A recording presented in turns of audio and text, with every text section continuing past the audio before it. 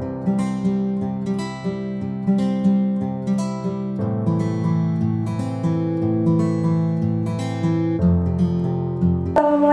warahmatullahi wabarakatuh. Hai teman-teman semuanya, welcome back to my channel.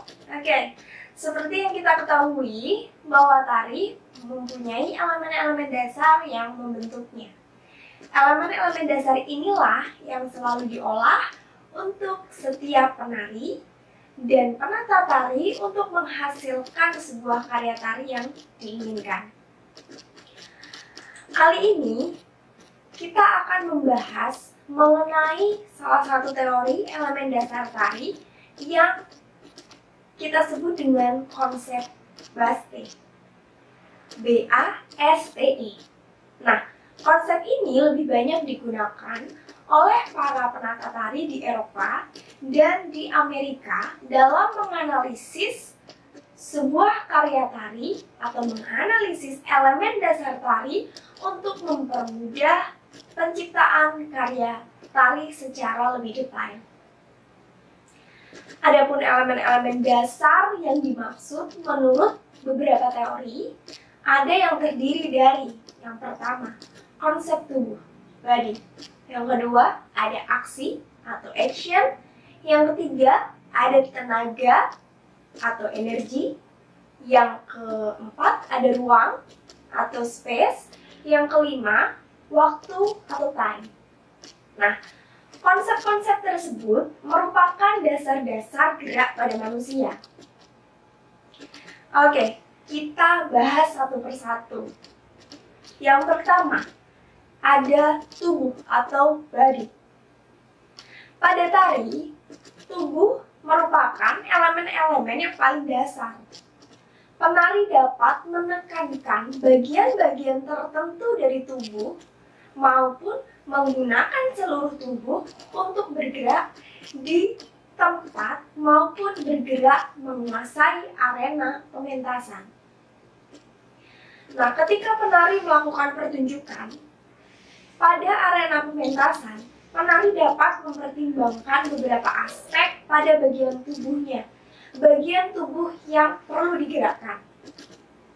Kita juga dapat mempertimbangkan nafas untuk sistem body kita. Misalnya, tubuh adalah saluran antara ranah batin dari niat, gagasan, emosi, identitas dari ekspresi, dan komunikasi yang dihasilkan dari karya seni. Nah, konsep ini dikenal dengan konsep Wu. Jadi, konsep tubuh itu dikenal dengan konsep Wu. Konsep tubuh itu terdiri dari 3 bagian. Oke, kita coba rincikan satu persatu pada bagian ini. Apa saja yang termasuk ke dalam masing-masing bagian tersebut. Nah, 3 bagian itu ada yang pertama, bagian tubuh atau part of the body. Yang kedua ada bentuk tubuh atau body shape. Nah, yang ketiga, ini ada basis tumpuan, base of support. Nah, kemudian ketika kita merincikan satu persatu, pada bagian tubuh ada apa saja? Kita akan melihat adanya kepala, leher, torso, dada, lengan, bahu, siku, pergelangan tangan, jari, panggul, kaki, pinggul, lutut, pergelangan kaki, dan jari. Nah, kemudian untuk bentuk tubuh itu bisa lurus, linier, bisa melengkung, bisa bulat, bisa membengkok, menyudut, memutar, simetris dan asimetris. Jadi bentuk tubuh itu bisa kita kendalikan. Ketika kita akan melakukan sebuah gerakan, misalkan melengkung, jadi badan kita yang akan melakukan gerakan melengkung.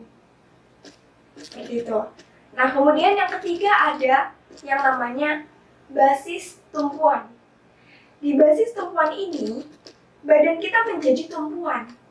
Yang dinamakan dengan basis tumpuan bentuk tubuh kita bisa melakukan secara berdiri, duduk, berlutut, dan rebah. Oke. Kemudian yang kedua ada bentuk atau shape.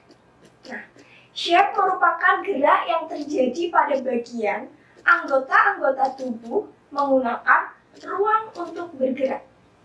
Pada bagian ini, tubuh dapat bergerak berubah pada berat tumpuan dan poros, maupun gerak di tempat.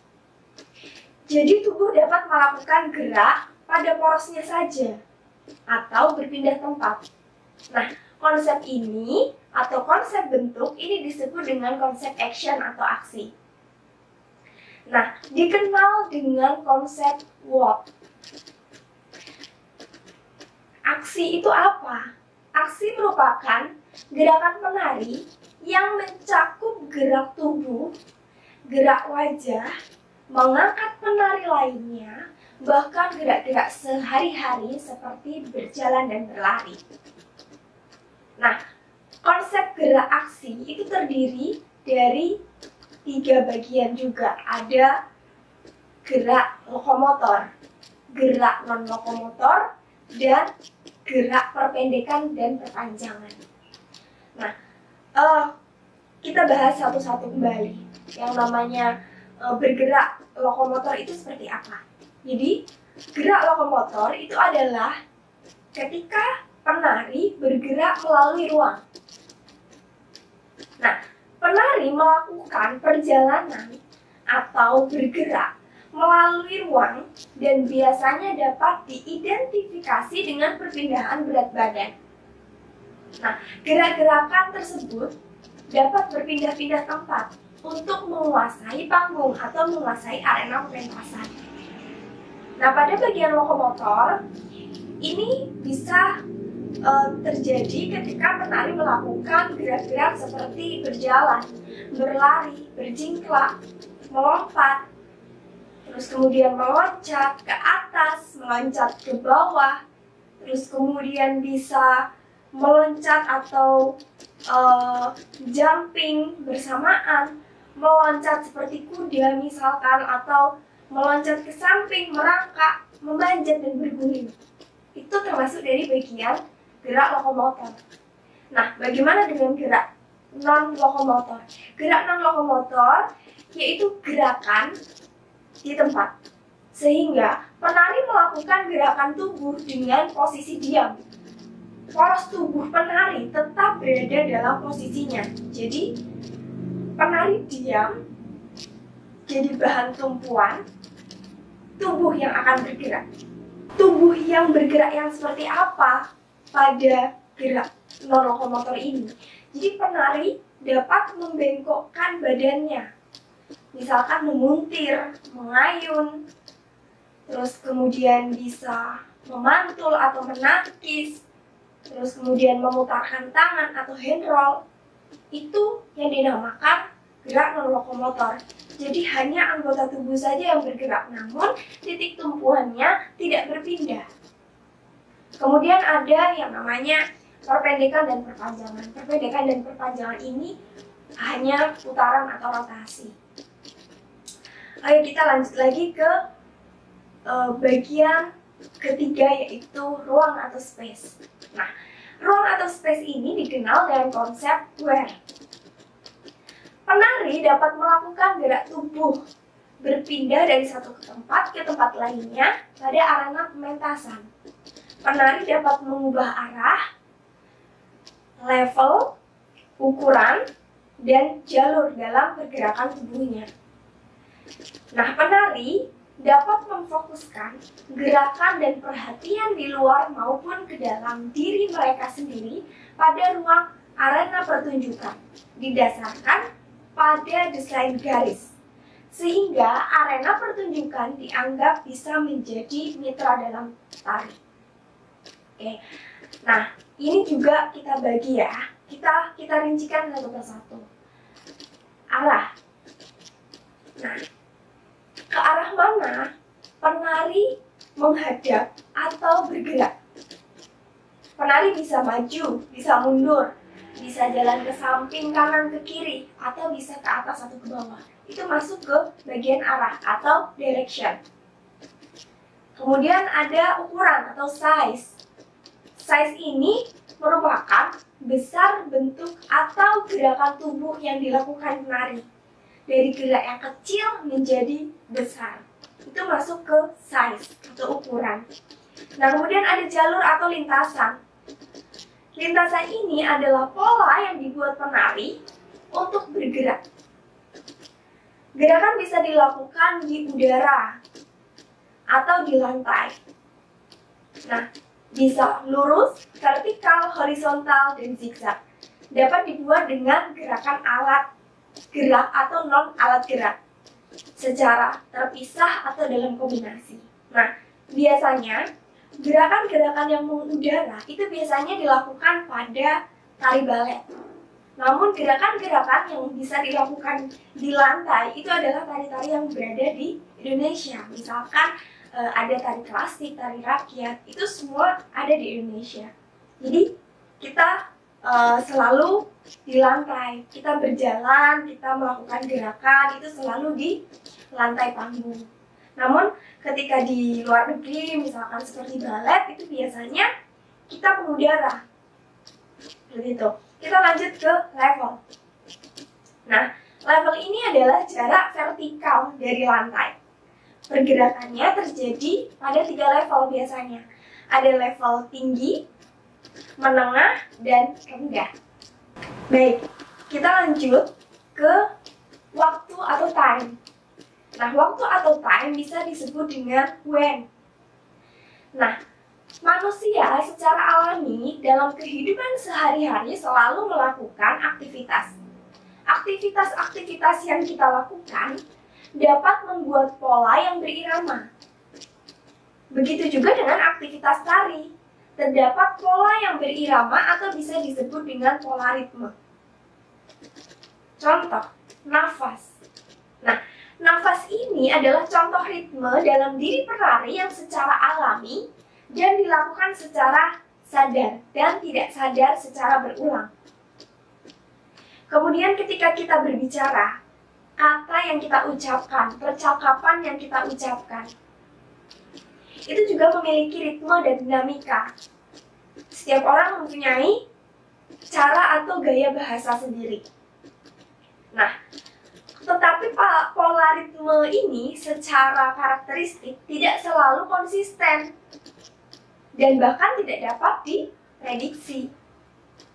Namun pada gerakan tari, pola itu biasanya bisa diprediksi. Nah, pola tari biasanya ritmenya yang sering digunakan misalkan menggunakan pola berulang.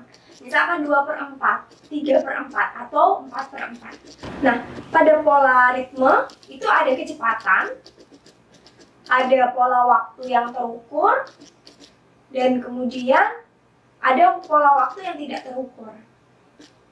Nah, kecepatan itu apa aja ya? Ada fast, slow. Nah, kemudian pada pola waktu yang terukur itu ada beat, ada tempo, ada ritme, ada aksen. Kemudian pola waktu yang tidak terukur ya ada beat, cycle. Gitu.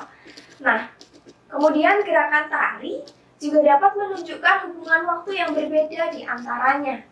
Ada yang namanya waktu simultan atau berurutan. Kemudian yang kedua ada durasi. Durasi singkat atau kepanjang. Kemudian ada tempo, cepat lambatnya irama yang digunakan. Ada ritme, variasi dan pola dalam waktu. Kemudian ada beat. Terus kemudian ada aksen atau penekanan-penekanan. Kemudian ada interval yang tidak dapat diprediksi. Yang terakhir ada tenaga atau energi. Tenaga atau energi bisa disebut dengan konsep how. Semua tarian menggunakan elemen-elemen energi. Energi merupakan penggunaan tenaga pada penari untuk melakukan gerakan. Penari dapat melakukan energi atau tenaga dengan lambat, luas, cepat, maupun sedang, yang akan dilakukan sesuai dengan kebutuhan pada pementasan atau pada tarian yang ditarikan. Elemen-elemen energi meliputi Yang pertama ada variasi dalam aliran gerakan. Yang kedua ada kekuatan. Yang ketiga ada ketegangan. Yang keempat ada berat. Yang kelima ada kuat. Yang keenam ada lembut atau smooth. Yang ketujuh ada terikat. Yang kedelapan ada ringan. Dan yang kesembilan ada tiba-tiba atau sudden. Nah, kemudian pada beberapa konsep yang lain itu juga menerangkan bahwa rangkaian dari beberapa konsep Baste itu dirangkai menjadi konsep relationship. Nah, konsep relationship ini berhubungan dengan konsep ruang atau space. Nah, pada konsep ini gerakan-gerakan penari itu saling berhubungan dengan unsur pendukung yang lainnya. Hubungan penari dengan pasangan, hubungan penari dengan audien, hubungan penari dengan lingkungan, dengan alam, hubungan penari dengan panggung dan set atau properti yang ada di sekitarnya, terus hubungan penari dengan alat-alat peraga tertentu, atau misalkan penari juga menggunakan sebuah properti, hubungan penari dengan kelompok tertentu atau bahkan kelompok musik, bahkan berhubungan dengan unsur-unsur tari yang lainnya. Nah, sekarang unsur-unsur tari yang lainnya itu ada apa aja? Apa saja unsur-unsur tari itu? Oke, kita akan membahas unsur-unsur tari tersebut pada video selanjutnya. Oke, terima kasih banyak untuk teman-teman sudah menonton video saya. Kita akan bahas mengenai unsur-unsur tari pada video selanjutnya. Jangan lupa like, komen, dan share sebanyak-banyaknya. Jangan lupa subscribe dulu ya. Oke, assalamualaikum warahmatullahi wabarakatuh.